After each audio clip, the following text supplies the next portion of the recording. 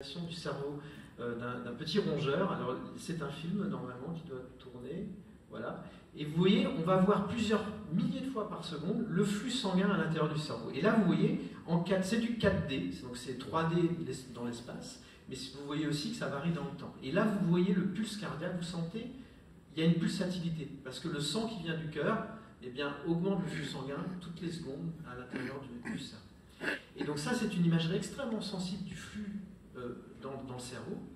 Et donc, on s'est dit au moment où on a commencé à voir ces petits vaisseaux, wow, on va peut-être pouvoir faire comme l'IRM. Alors, comme l'IRM, bien sûr, on ne pourra jamais faire des super belles images comme cela chez l'homme, mais on s'est dit, on va pouvoir essayer de voir l'activité cérébrale. Parce que là, je vous parle du sang. Et en fait, quand on veut voir votre activité cérébrale, quand vous pensez à quelque chose, ce qu'on voudrait voir, c'est vos neurones, en fait. Et là, en fait, ce que je vous montre, ce film un peu, qui est un peu magique pour nous, c'est de la plomberie. C'est vraiment la plomberie du cerveau. La plomberie, c'est le flux sanguin.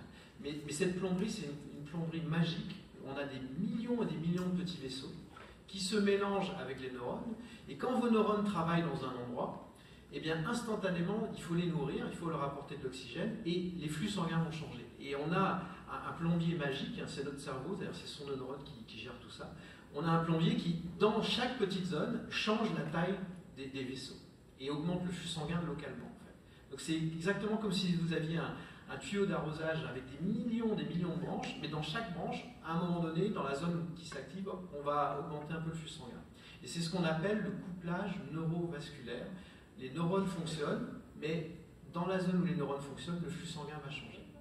Et donc on s'est dit, voilà, maintenant on peut avec les ultrasons voir les tout petits vaisseaux, est-ce qu'on pourrait voir l'activité cérébrale? Et on a fait cette expérimentation, c'était en 2011. La preuve de concept, ça a été de regarder, par exemple, des crises d'épilepsie ou l'activation du cerveau d'un animal.